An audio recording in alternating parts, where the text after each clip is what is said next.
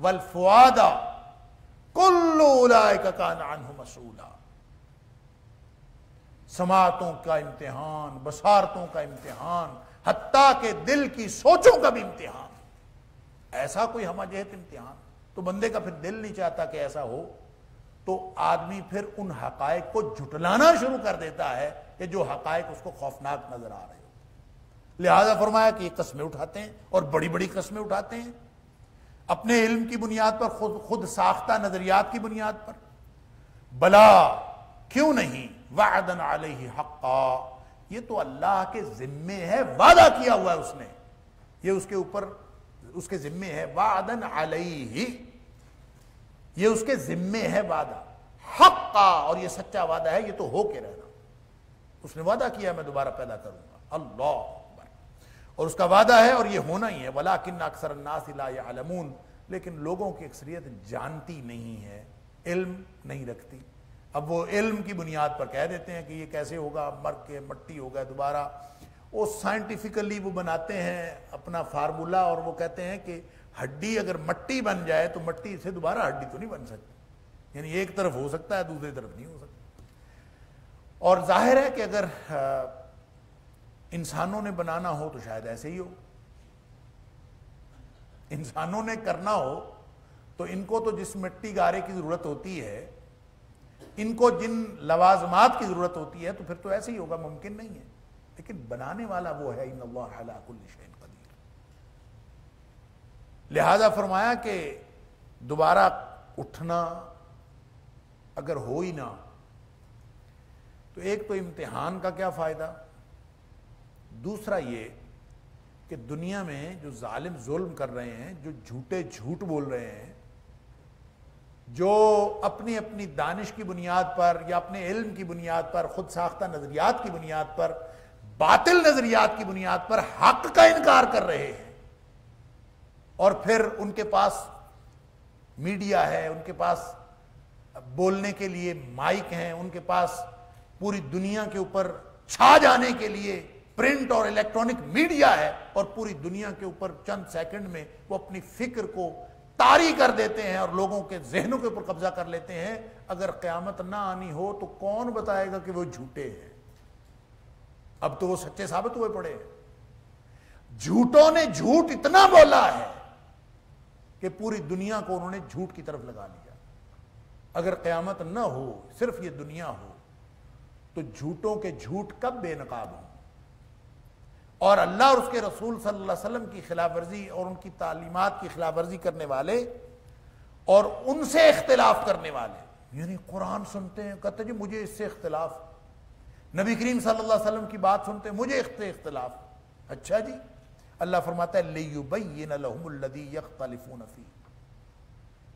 یہ دوبارہ زندہ کیا جانا اس لیے ضروری ہے، اور قیامت کا وقوع پذیر ہونا اس لیے ضروری ہے، لِيُبَيِّنَ لَهُمْ، تاکہ وہ واضح کرے ان کے اوپر، کھول کر بیان کرے ان کے لیے، الَّذِي يَخْتَلِفُونَ فِيهِ، وہ باتیں جن کے بارے میں وہ اختلاف کرتے ہیں نا، اور دنیا میں اختلاف کرتے پھرتے تھے، ان سارے اختلافات کا اصل حل کیا تھا، اور ان اختلافات کا نتیجہ کیا ہے، اور اصل اس میں حقیقت کیا ہے.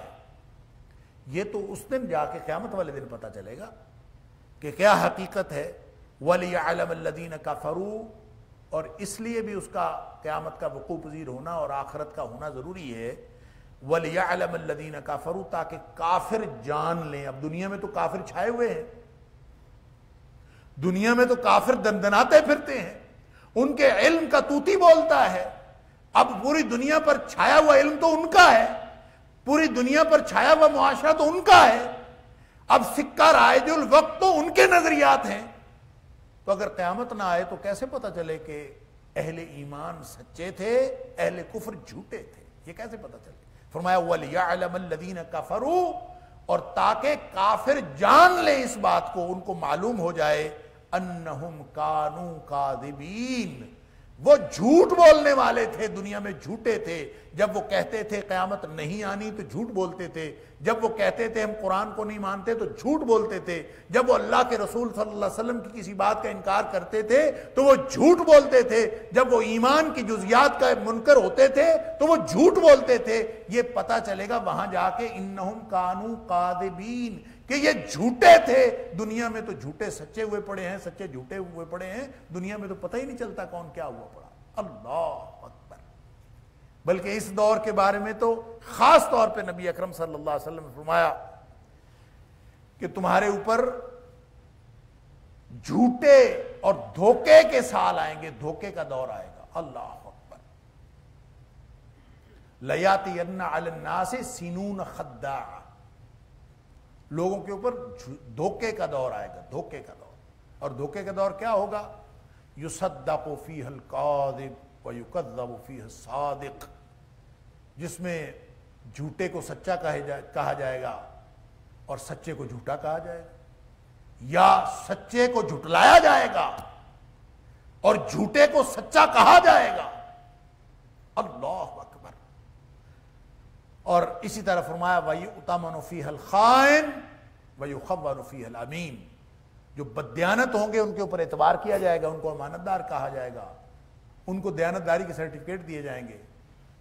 اور جو امانت دار ہوں گے، جو نیک لوگ امانتوں کی حفاظت کرنے والے، ان کو لوگ جھوٹا کہیں گے یا ان کے اوپر اعتبار نہیں کریں گے، ان کو خائن کہا جائے گا یا خائن سمجھا جائے گا. اب آپ اندازہ کریں کہ ایسے دور میں جب ہم موجود ہیں اور دنیا میں یہ دھوکے کا دور ہمیشہ ہی چلتا آیا ہے. جیسے جیسے قیامت کا قرب آ رہا ہے دھوکہ بڑھتا جا رہا. اب اس کے فیصلے کہاں ہوں گے؟ کون بتائے گا؟ اس کی یعنی قیامت کے وقوع پذیر ہونے کی وجہ بتائی جا رہی ہے، اس کا سبب بتایا جا رہا ہے کہ لِيُبَيِّنَ لَهُمُ الَّذِي يَخْتَلِفُونَ فِيهِ، ایک تو ان کے اوپر تاکہ واضح کر دیا جائے ان کے اوپر جس بات میں وہ اختلاف رکھتے تھے، اختلاف کرتے تھے، وَلِيَعْلَمَ الَّذِينَ كَفَرُوا، اور تاکہ جان لیں کافر أَنَّهُمْ كَانُوا كَاذِبِينَ، کہ وہ جھوٹ بولنے والے تھے. دنیا میں جتنا جھوٹ انہوں نے پھیلایا ہے کسی اور نے نہیں پھیلایا. یہ کون بتائے گا؟ یہ قیامت والے دن پتہ چلے گا. یوم تبلی السرائر، اللہ تعالیٰ فرماتا ہے اس دن سارے راز باہر آئیں گے. یہاں تو ہر چیز راز رہ جاتی ہے، پتہ ہی نہیں چلتا. اور لوگ اتنے بڑے بڑے جھوٹ اور اس لیول پہ جا کے جھوٹ بولتے ہیں کہ میڈیا بھی ان کے اوپر، میڈیا کے اوپر کنٹرول بھی ان کا ہے اور تمام ذرائع ابلاغ جو ہیں ان کے ہاتھ میں ہے. لہٰذا ایک جھوٹ بولتے ہیں پوری دنیا میں پھیلا دیتے ہیں. اور وہ جھوٹ ایسا، اگرچہ بہت سارے جھوٹ دنیا میں بھی ایکسپوز ہوتے ہیں لیکن اصل معلوم ہوگا قیامت والے دن کہاں کہاں کس کس نے جھوٹ بولا. اور رہ گئی یہ بات کہ وقوع پذیر ہونا، آخرت کا وقوع پذیر ہونا، اس کے لیے جو لوازمات کی ضرورت ہے، ایک ڈسٹرکشن ہوتی ہے پھر کنسٹرکشن ہوتی ہے. یعنی ایک طرح ایک تخریب ہو جائے، ایک دفعہ ساری چیزیں ڈھا دی جائیں تو بنانا کتنا مشکل ہے. ڈھانا آسان ہے، بنانا بڑا مشکل ہے. تو اللہ تعالیٰ اس کا جواب یہ دیتا ہے ان مشرکین کو. اولین خطاب ہے جو اس وقت کے اعتراض کرنے والے تھے، اور قیامت تک آنے والے جو کافرین، منکرین، معاندین اور مشرکین ہیں، جدید قسم کے مشرکین، وہ سب مخاطبین ہیں کہ سن رکھو انما قولنا لشیء اذا اردناه ان نقول له کن فیکون. یہ بات ذہن میں رکھو کہ اللہ کو پیدا کرنے کے لیے مٹی گارے کی ضرورت نہیں ہوتی. اللہ تعالیٰ کو ان لوازمات کی ضرورت نہیں پڑتی جو انسان ذہن میں سوچتا ہے کہ بنانا ہے، ایک چیز بنانی ہے تو کیسے کیسے بناؤں گا. پہلے را میٹیریل ہونا چاہیے، پھر اس کو بنانے والے معمار ہونے چاہیے، پھر اس کے اوپر وقت لگتا ہے، اس کے اوپر صلاحیتیں لگتی ہیں، پھر جا کے فرمایا انما قولنا لشیء، سوائے اس کے اور کوئی بات نہیں. کل یہ قاعدے کی بات صرف یہ ہے کہ قولنا، ہماری بات، لشیء، کسی بھی چیز کے بارے میں، اذا اردناہ، جب ہم اس کا ارادہ کر لیتے ہیں کہ ہم نے اس کو کرنا ہے، ان نقول له کن، یہ بس ہمارا کہنا ہے اس کو کہ ہو جا، فیکون، اور وہ ہو جاتی. بس اتنی سی تو بات. اللہ تعالیٰ نے کو بنانے کے لیے کوئی بہت لمبے چوڑے جو لوازمات جن کی ضرورت ہمیں پڑتی ہے وہ اللہ کو تو ضرورت نہیں ہے، اس نے تو کہنا ہو جا اور وہ ہو جاتی۔ اب یہ ہو جا بھی چونکہ قرآن میں کئی دفعہ یہ بات آئی ہے اور میں پہلے بھی عرض کر چکا ہوں، ذہن میں رکھیے، کن ہو جا، ہم کہتے ہیں اللہ نے کلمہ کن سے بنایا۔ اس سے مفسرین نے دو الگ الگ جہانوں کا ذکر بھی کیا ہے، اور کہتے ہیں کہ دو الگ الگ طرح کی تخلیق ہے اللہ کی۔ ایک اللہ کا حکم ہوتا ہے جو عالم خلق سے تعلق رکھتا ہے، مخلوق سے تعلق رکھتا ہے، اور اللہ تعالیٰ اس کو ایک طبعی قانون کے تحت پیدا کرتا ہے۔ جیسے انسان پیدا ہوتے ہیں اور ان کی ایک نسل در نسل ایک تناسل کا سلسلہ چلتا ہے، ماں باپ ہوتے ہیں، پھر ان سے بچے پیدا ہوتے ہیں، پھر آگے پھر شادیاں ہوتی ہیں، پھر بچے پیدا ہوتے ہیں، یہ ایک پورا تدریج کا ایک نظام، اور پیدا اللہ ہی کرتا ہے، یہ بھی اللہ کے حکم سے ہوتا ہے۔ لیکن ایک یہ ہے کہ اللہ کہے کون ہو جا اور وہ ہو جائے۔ اب ظاہر ہے کہ یہ بھی اللہ کے پاس طاقت تو اس بات کی بھی ہے، لیکن اللہ تعالیٰ نے جو طبعی قوانین بنائے ہیں یہ اللہ کی سنت ہے، یہ اللہ کی قدرت اور اللہ کی سنت کے اندر یہ فرق کیجئے۔ اللہ کی قدرت یہ ہے کہ اللہ چاہے تو مشرق سے نکالے، چاہے تو مغرب سے نکالے، چاہے جنوب سے نکالے، چاہے شمال سے نکالے سورج کو، یہ اللہ کی قدرت ہے۔ وہ کن کہے سورج ادھر سے نکل آئے، لیکن یہ اللہ کی سنت ہے کہ وہ مشرق سے نکالتا ہے، مغرب میں غروب کرتا ہے، اور جو سنت اس نے بنائی ہے اس کے طبعی قوانین بھی اسی سنت کے اندر آتے ہیں۔ وَلَن تَجِدَ لِسُنَّتِ اللَّهِ تَحْوِيلًا وَلَن تَجِدَ لِسُنَّتِ اللَّهِ تَبْدِيلًا۔ اللہ نے ایک نہ تبدیل ہونے والی سنت بنائی ہے، اور یہ اس کے مطابق سارے قوانین طبعی قوانین کے تحت چلتا ہے۔ ایک ہے اللہ کا امر، یہ ہے عالم خلق، اور ایک ہے اللہ کا امر، اللہ کا حکم۔ اگرچہ یہ طبعی قوانین بھی جاری ہوئے ہیں اللہ کے حکم سے۔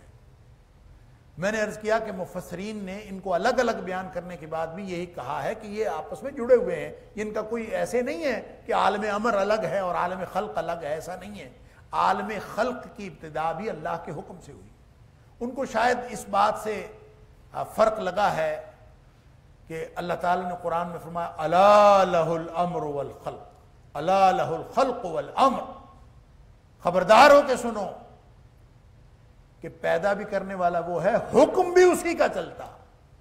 لہذا خلق تخلیقی طور پر جو طبیعی قوانین ہیں خلقت کے، وہ بھی سارے کے سارے اللہ کے حکم سے ہیں، اور دوسری بات یہ کہ مخلوق اس نے بنائی ہے، حکم بھی اسی کا چلے گا، اس کا یہ معنی بھی۔ بہرحال اللہ کو کن کہنا نہیں پڑتا، یہ ہے اصل بات جو جس کی طرف میں آپ کی توجہ چاہ رہا ہوں۔ کن کہنا بھی ایک کام ہے۔ انسان کی سمجھ اس سے زیادہ آسان طریقے سے پیدا کرنے والی کسی کیفیت کا اندازہ نہیں کر سکتی۔ انسان کی سمجھ کی انتہا یہ ہے کہ انسان کہے ہو جا تو وہ ہو جائے۔ یعنی ہم کسی چیز کو آسان سے آسان لفظوں میں اگر سمجھ سکتے ہیں تو وہ یہی ہے کہ ہم کسی چیز کو کہیں ہو جا، کرنی نہ پڑے، بس کہیں ہو جا اور وہ ہو جائے۔ یہ ہماری سمجھ کی انتہا ہے۔ اللہ کی قدرت کی ابتدا وہاں سے ہوتی ہے جہاں ہماری سمجھ کی انتہا ہوتی ہے۔ اللہ کی قدرت اور اس کی طاقت اس سے بھی زیادہ ہے۔ یہ ہم اگر اللہ کی طاقت کو ہم سمجھنے کی ہم استطاعت نہیں رکھتے، اس لیے ہمیں وہ سمجھایا گیا ہے جو ہماری سمجھ میں آنے والا ہے کہ وہ کہتا ہے کن تو ہو جاتا ہے، حقیقت میں اس کو کن بھی نہیں کہنا پڑتا۔ فلاسفہ کو بڑا مغالطہ لگا اس بات سے بھی، اللہ اکبر، لفظ کن سے ایسے عجیب و غریب فلسفے بنا لیے اور ایسی عجیب و غریب تشریح کر دی۔ اس کی وجہ یہ ہے کہ انہوں نے لفظ کن کو پھر ایسے ہی سمجھا جیسے ہم کہتے ہیں کن۔ انسان کے کو مثال بنا کر لوگ سمجھتے ہیں، اور وہ سمجھتے ہیں جیسے ہم کن کہتے ہیں ایسے اللہ نے کن کہا ہوگا۔ تو پھر سوال یہ پیدا ہوا، ایسے مغالطے، آپ فلسفہ پڑھ کے دیکھیں بندہ حیران رہ جاتا ہے۔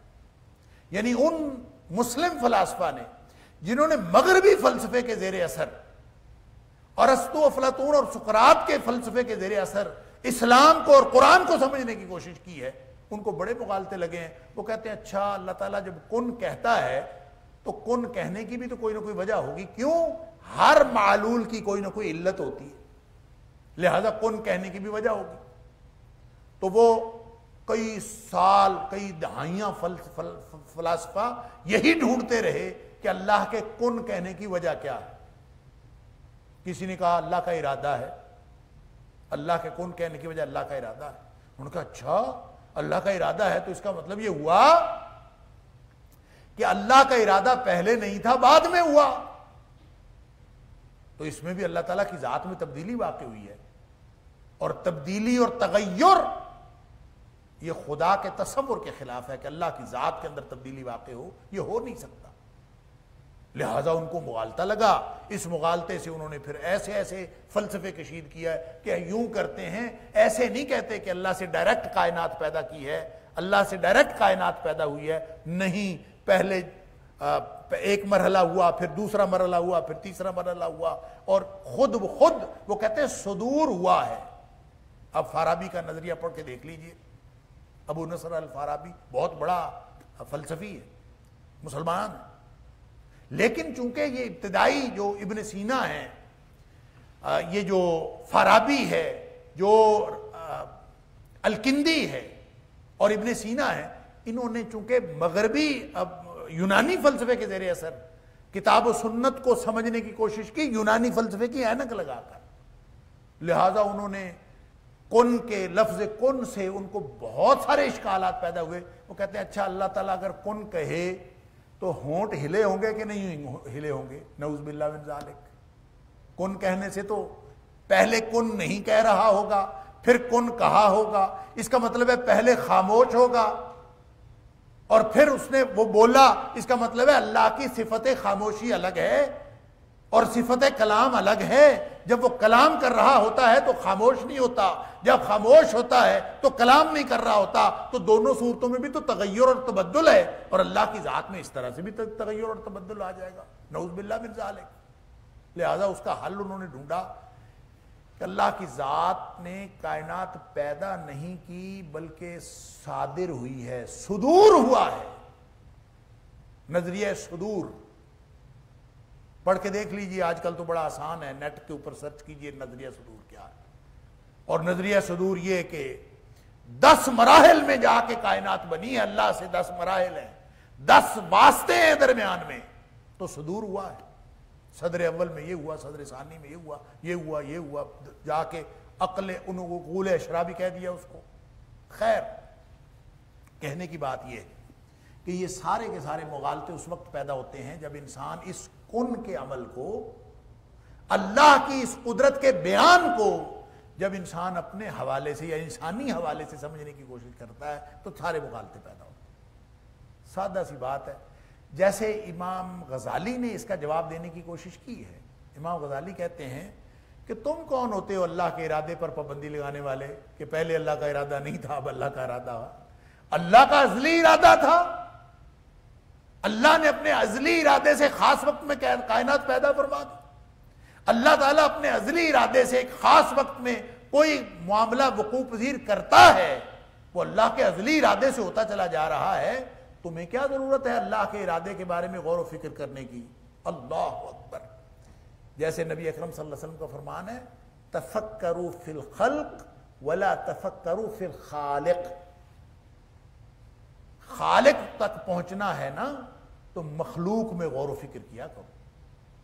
خالق کی ذات کے بارے میں غور و فکر کرنا, اس کا ہاتھ کیسا ہے, اس کا آنکھ کیسی ہے, اس کے ہونٹ کیسے ہیں, اس کی تجسیم کرنا, اس کو اس طرح سے سمجھنا, اس کو امپرسفائی کرنا اور اس کو یعنی باقاعدہ ایک پرسونیفیکیشن کر کے اس کو ایک تجسیم دے کے اللہ تعالیٰ کو اس طرح سے سمجھنا. یہ کائنات میں غور و فکر کرو گے تو اللہ کی ذات تک پہنچ جاؤ گے, اللہ کی ذات میں غور و فکر کرو گے تو گمراہی میں پہنچ جاؤ. لہذا کیا ضرورت ہے اللہ تعالیٰ کی ذات میں غور و فکر کرنے. وہ جو نبی اکرم صلی اللہ علیہ وسلم نے فرمایا کہ انسان کو شیطان وسوسہ ڈالتا ہے تو اس کے دل میں سوال ڈالتا ہے. سوال پیدا ہوتا ہے کہ تمہیں کس نے پیدا کیا؟ پھر خود ہی یہ جواب دیتا ہے اللہ نے پیدا کیا. پھر وہ ارد گرد کے لوگوں کے بارے میں سوال کرتا ہے، ان کو کس نے پیدا کیا؟ اللہ نے پیدا کیا۔ یہ کائنات کس نے پیدا کی؟ اللہ نے پیدا کی۔ تو پھر وہ اگلا سوال ڈالتا ہے کہ اللہ کو کس نے پیدا کیا؟ نبی اکرم صلی اللہ علیہ وسلم نے فرمایا جب یہ سوال پیدا ہو تو سمجھ لیں کہ شیطان آپ کو ورغلا رہا ہے، وسوسہ ڈال رہا ہے، فوراً اعوذ پڑھیں اور بائیں طرف 3 دفعہ پھونک دیں۔ اس کا مطلب یہ ہوا کہ ہر سوال قابل جواب نہیں ہوتا، یعنی یہ کہنا کہ ہر سوال قابل جواب ہوتا ہے، ہر سوال جواب کے قابل نہیں ہوتا۔ بعض وسوسے ہوتے ہیں، وہ سوال ہوتے ہی نہیں۔ اس لیے یہ جو کن کی بات ہے، میں تو حیران رہتا ہوں، اور اس کن فیکون کے عمل کو اور کائنات کی تخلیق کو جس طرح سے تفصیل سے بیان کیا ہے اور بیان کرنے کی کوشش کی ہے فلسفے کے زیر اثر یا سائنس کے زیر اثر، جن لوگوں نے اس کو تفصیل سے بیان کرنے کی کوشش کی ہے، جن مفسرین نے، میں تو بڑے ہی ادب کے ساتھ، بڑے ہی احترام کے ساتھ، تمام مفسرین کے احترام کے ساتھ، مجھے اس سے شدید اختلاف۔ ہم کون ہوتے ہیں اللہ تعالیٰ کی تخلیق کے عمل کو سمجھنے والے؟ کوئی کہتا ہے جو بگ بینگ کا نظریہ ہے نا سائنس والوں کا، وہ ٹھیک ہے، کوئی کہتا ہے نہیں بگ بینگ کا نظریہ نہیں ٹھیک، ارتقاء والا ٹھیک جو ڈارون نے پیش کیا۔ بھئی ڈارون پیش کرے، کوئی اور پیش کرے، یہاں بگ بینگ ہو، حرارت کی بات ہو۔ اچھا، بعض لوگوں نے نور اور نار اس پر بھی بحث کی ہے کہ پہلے نور پیدا ہوا ہے، نور کے اندر ٹھنڈک ہوتی ہے، بگ بینگ کے اندر حرارت کی بات ہے، وہ نار کی بات ہے، لہذا نور سے نار کیسے پیدا ہوئی؟ یہ ایک عجیب و غریب بحث ہے۔ اور اس کے بعد پھر اپنی اپنی اسپیکولیشن ظاہر کی ہے، اپنا اپنا خیال ظاہر کیا ہے، پہلے یہ ہوا ہوگا، پھر یہ ہوا ہوگا، پھر یہ ہوا ہوگا۔ اور یہ جدید مفسرین کی بات نہیں ہے، قدیم کی بھی بات ہے، جدید کی بھی بات ہے۔ آپ اگر قدیم یونانی فلسفہ کا فلسفہ پڑھیں نا جا کے، تو اس کے اندر بھی آپ کو یہ ساری اسپیکولیشن نظر آتی ہے کہ گولا آگ کا الگ ہو گیا ہوگا، کسی موقع پر جا کے وہ ٹھنڈا ہوا، اس سے بخارات اٹھے، اور بخارات نے یوں کر کے جو ہے وہ لپیٹ لیا، اور وہ بادل بن گئے، اور یہ بن گئے، اور وہ بن گئے۔ اللہ اکبر، ہو گیا ہوگا جیسے بھی ہوا۔ ہمیں اس بات پر اعتبار کیوں نہیں آتا کہ وہ کن کہتا ہے تو ہر چیز بن جاتی ہے؟ اس نے 6 دنوں کی تدریج بھی تمہیں سمجھائی ہے، اس کی حکمتیں بھی وہی جانتا ہے۔ لیکن ہمیں یہ یقین ہونا چاہیے کہ اللہ جب پیدا کرتا ہے تو اس کو پیدا کرنے کے لیے کسی بھی طرح کے مکانی یا زمانی لوازمات کی ضرورت نہیں ہوتی۔ ہم اگر کن کہتے ہیں، ہو جا کہتے ہیں، یا ہو جا کا تصور ذہن میں رکھتے ہیں، تو اس سے بھی کچھ وقت لگتا ہے۔ کن کہیں تو کن کہنے میں وقت لگتا ہے نا، آواز آتی ہے نا، اور اس کے بعد فیکون ہوتا ہے نا، ہو جا تو پھر اس کے بعد ہوئی نا۔ اللہ اکبر۔ لہذا جب اللہ کے بارے میں ہم یہ کہیں گے نا تو اس کا مطلب یہ ہوگا کہ اللہ کو بھی احتیاج ہے نعوذ باللہ من ذالک کن کہنے کی، کسی چیز کو پیدا کرنے کے لیے۔ کن بھی احتیاج کو ظاہر کرتا ہے، جبکہ اللہ ہر طرح کی احتیاج سے پاک ہے۔ اسی لیے فلاسفہ نے اور مفسرین نے یہ بات بھی سمجھائی ہے کہ اللہ کو پیدا کرنے کے لیے کن کہنے کی بھی ضرورت پیش نہیں آتی۔ یہ تو ہمیں سمجھانے کے لیے ہے کہ کن فیکون، وہ کہتا ہے کن ہو جا تو وہ ہو جاتی ہے۔ اصل بات یہ ہے کہ اللہ ارادہ ہی کرتا ہے، اور اللہ کے ارادے سے چیزیں پیدا ہوتی چلی جائیں۔ اللہ کا ارادہ ہی تخلیق کی قوت رکھتا ہے، اللہ کے ارادے میں ہی وہ ساری قوت ہے، وہ طاقت ہے۔ اللہ اکبر۔ لہذا یہ جو بار بار قرآن میں آیا اس طرح کے الفاظ کہ اللہ کن کہتا ہے فیکون اور وہ ہو جاتی ہے، یہ دراصل ہمیں سمجھانے کے لیے ہے، نہ کہ اللہ کی قدرتوں کی حقیقی کیفیت بتانے کے لیے۔ یہ ذہن میں رکھنا چاہیے۔ والذین ہاجروا فی اللہ من بعد ما ظلموا لنبوئنہم فی الدنیا حسنہ۔ جو لوگ والذین ہاجروا فی اللہ، جنہوں نے ہجرت کی اللہ کے راستے میں، من بعد ما ظلموا، اس کے بعد کہ ان کے اوپر ظلم کیا گیا، لنبوئنہم فی الدنیا حسنہ، ہم ان کو ٹھکانہ دیں گے دنیا میں بھی بہترین بھلائی کا ٹھکانہ، وَالْأَجْرُ الْآخِرَةِ اکبر، اور آخرت کا اجر تو بہت ہی بڑا ہے، لَوْ كَانُوا يَعْلَمُونَ، کاش کہ وہ جانیں، لَوْ كَانُوا يَعْلَمُونَ، کاش کہ وہ اس بات کا علم رکھتے اور یہ جان لیتے۔ اب یہ چونکہ بیان ہو رہا ہے مشرکین کا، اور ظاہر مکی صورت ہے، اور مکی صورت میں جو ہم احوال کی بات کرتے ہیں، اس دور کے حالات کی بات کرتے ہیں، تو ایک مزاحمتی تحریک تھی جو اسلام اور مسلمانوں کے خلاف، نبی اکرم صلی اللہ علیہ وسلم اور صحابہ کرام کے خلاف اس وقت پورے عروج پر تھی، اور گریجولی بڑھتی چلی گئی، اور انہوں نے بہت ظلم کیے، جتنے بھی اس وقت کے سردار تھے صحابہ کرام پر، خاص طور پر جو کمزور صحابہ کرام تھے ان کے اوپر بہت ظلم کیے گئے۔ اور اس پر یہ اشارہ جو ہے ہجرت کی طرف اشارہ ہے، تو یہ گویا ایک پالیسی دی جا رہی ہے کہ کوئی بھی ہجرت کرے گا تو اللہ تعالیٰ ان کو بہت بڑا اجر عطا فرمائے گا۔ تو اس کا مطلب یہ ہوا کہ ان کو ایک وے آؤٹ بتایا جا رہا ہے کہ جس معاشرے کے اندر ظلم رکھا جا رہا ہو، اور وہ لوگ اس ظلم سے بچنے کے لیے کسی دوسری سرزمین میں ہجرت کر جائیں، تو ان کو اللہ تعالیٰ نے ان کے لیے بہت بڑا اجر رکھا ہے، ان کے لیے دنیا میں بھی اچھا ٹھکانہ ہے، اور آخرت کا اجر بھی بہت بڑا ہے۔ گویا ایک ٹیمپٹیشن دی جا رہی ہے، ایک انسپریشن دی جا رہی ہے، ایک ان کو راستہ دیا جا رہا ہے، اور ہجرت کی طرف رہنمائی کی جا رہی ہے۔ یہ تو اس کا عام مفہوم ہے۔ جو اس کا خاص مفہوم ہے اس دور کے حالات کا اگر جائزہ لیں تو دو ہجرتیں، نبی اکرم صلی اللہ علیہ وسلم کی ہجرت جو ہجرت مدینہ ہے، اس سے پہلے دو ہجرتیں اور ہو چکی ہیں۔ اس کو کہتے ہیں ہجرت حبشہ، اول اور دوم۔ اور حبشہ کی طرف مسلمانوں نے جو سب سے پہلی ہجرت کی تھی، وہ اس میں کوئی 100 کے قریب مرد و عورت شامل تھے، کہتے ہیں 80 مرد تھے، اور کوئی 20 کے قریب یا 18 کے قریب عورتیں، اور 80-82 کے قریب مرد، اور یہ 100 کے قریب لوگ جو ہیں یہ حبشہ ہجرت کر گئے تھے۔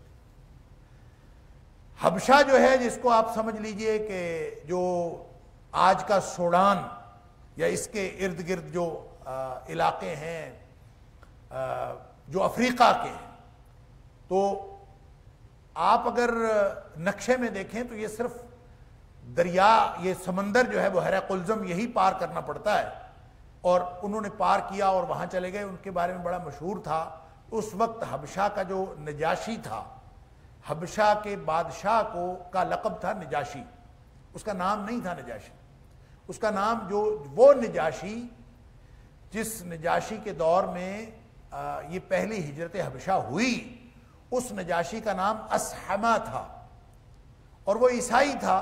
تو عیسائیت چونکہ مسیحی جو ہیں وہ قریب تر، اللہ تعالیٰ نے سورۃ المائدہ کے اندر فرمایا کہ یہ قریب تر ہے مسلمانوں کے، تو یہ بھی ایک وجہ تھی، اور ویسے بھی اس کے رحم دلی کے چرچے تھے، تو مسلمانوں نے سوچا کہ یہاں سے نکل جائیں، اور نبی اکرم صلی اللہ علیہ وسلم نے اجازت دے دی، اور ظاہر ہے کہ یہاں ان کا تذکرہ ہے جو لوگ ہجرت کر کے گئے، تو ہجرت حبشہ ہو چکی تھی، تو جن لوگوں نے ہجرت کی، کچھ لوگوں نے ہجرت نہیں کی، تو اس وقت لوگوں کے ذہنوں میں خیال آ رہا ہوگا، اور اس طرح کے مختلف سوالات اٹھ رہے تھے کہ ہجرت کرنا زیادہ بہتر ہے یا نہ کرنا زیادہ بہتر۔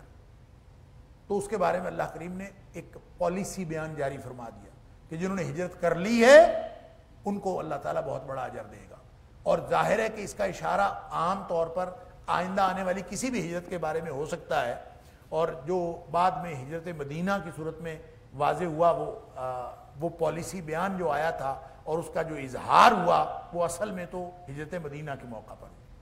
نبی اکرم صلی اللہ علیہ وسلم نے خود ہجرت فرمائی، اور یہ جو صحابہ ہجرت کر کے گئے تھے سب سے پہلے، اس میں حضرت عثمان غنی رضی اللہ تعالیٰ عنہ اور نبی اکرم صلی اللہ علیہ وسلم کی صاحبزادی حضرت رقیہ رضی اللہ تعالیٰ عنہ بھی تھی، اور وہ یہ پہلا جوڑا تھا۔ یعنی کہا جاتا ہے کہ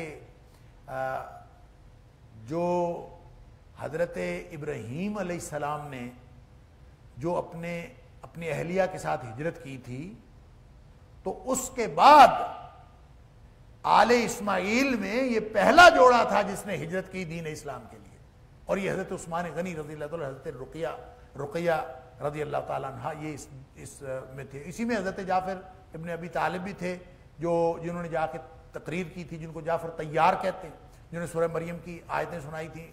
بہرحال یہ اس ہجرت کی طرف اشارہ ہے، ہجرت حبشہ کی طرف، یا پھر یہ عام ہے. یہاں ہجرت کی اہمیت اور فضیلت بتائی جا رہی ہے کہ جنہوں نے ہجرت حبشہ کر لی ہے ان کے لیے، یا جو ہجرت مدینہ کریں گے، یا پھر قیامت تک کوئی شخص ہجرت کرے گا